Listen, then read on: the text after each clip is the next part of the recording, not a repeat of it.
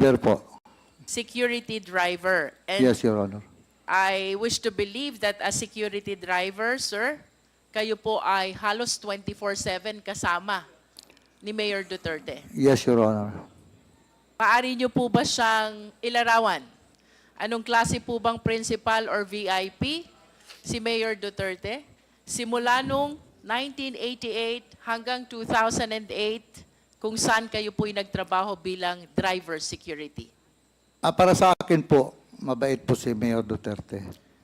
And can you please share some incidents kung paano niyo po na-conclude na mabait si Mayor Duterte? This is 20 long years and I am sure marami ho kayong pwedeng ibahagi sa amin. Ano po yung personal nyong experience? Why you are saying mabait na principal si Mayor Duterte? Ganito po, minsan, kung gabi magpatrol, may madaanan kaming tao, tanungin niya kung saan ka mag-uwi. We out in the morning. Tapos sabi niya, pakilala siya, Mayor Duterte, saan kayo mag-uwi? Para hindi daw matakot. Sabi niya sa Santa Cruz, Mayor, outside Davao City. May dalang bata, may dalang anak niya, 3. Husband, wife, at saka yung anak nila na maliit. Sinabihan ni Mayor yung backup, ihatid nyo sa Santa Cruz, Davao del Sur. So, inihatid nila. Aside from that, Mr. Buenaventura, bukod ho dun sa paghahatid, dun sa nadaanan yung mag-ina, ano pa ho yung mga insidenteng maaari nyo ibahagi sa Quad? Bakit nyo sinasabing mabait na principal si Mayor Duterte? Minsan po, manonood siya ng news every afternoon, 5 p.m. Minsan may maghingi ng tulong yung mga bata na malaki ang ulo. Tawagin niya ako. Tawagan mo si Bong. Sagutin mo ang gastos doon sa ospital. Tapos, huwag niyo nang sabihin kung saan galing. By Bong, are you referring to Senator Bongo? Yes po, yes po. And with respect to you as a driver bodyguard, personal driver and bodyguard of Mayor Duterte, ano pong naaalala niyong insidente why you are concluding na mabait na principal si Mayor Duterte? Sa inyo pong personal na buhay, ano pong nagawa ni Mayor Duterte? Marami po. Can you please share some? Yung mga bata na cancer patient, binilihan niya ng bahay. Sir, I am referring to your personal and family life. Ano pong naitulong sa inyo? Yung ng asawa dating ko po, Pangulo? kasi yung asawa ko may cancer, breast cancer po. Tapos sabi niya, anong problema mo? Sabi ko, okay lang sir. Sabi ko, okay lang. Tinawag niya si Bong, Bong, tulungan mo si Sunny. Yung tinulungan po ako. 2 beses na operahan yung misis ko. Cancer patient. Ngayon po, at least, wala na siya. Okay na. Ayos, actually, na-cure po siya, na-cure. Nasaan po yung misis nyo ngayon? Nasa Davao po.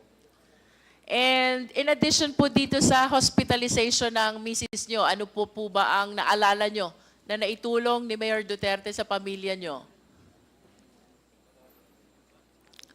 Wala naman po, kasi ako po talaga, may sinabihan si Mayor.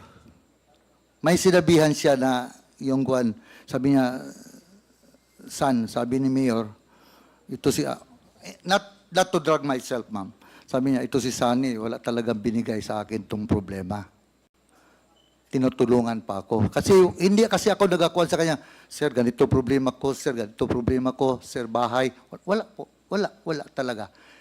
Kung ano lang ang kuan niya, ma'am, na siguro pag, wala talaga, kahit sa school, hindi ako nagakuan sa kanya na may problema ko sa mga anak ko sa eskwelahan. Magkano man lang kuha namin yan, walang trabaho pa yung first mga asawa ko. Wala, hindi ako nagakuan sa kanya na ganito, ganyan, kurente, wala. Wala talaga, ma'am.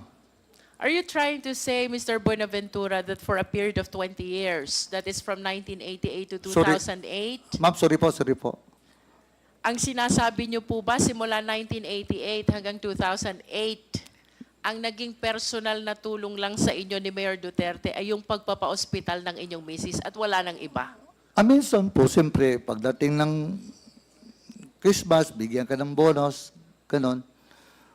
Pero kahit nagpatayo ako ng bahay, wala man, hindi man siya nagkuhan. Hindi ba na din ako nagsabi sa kanya?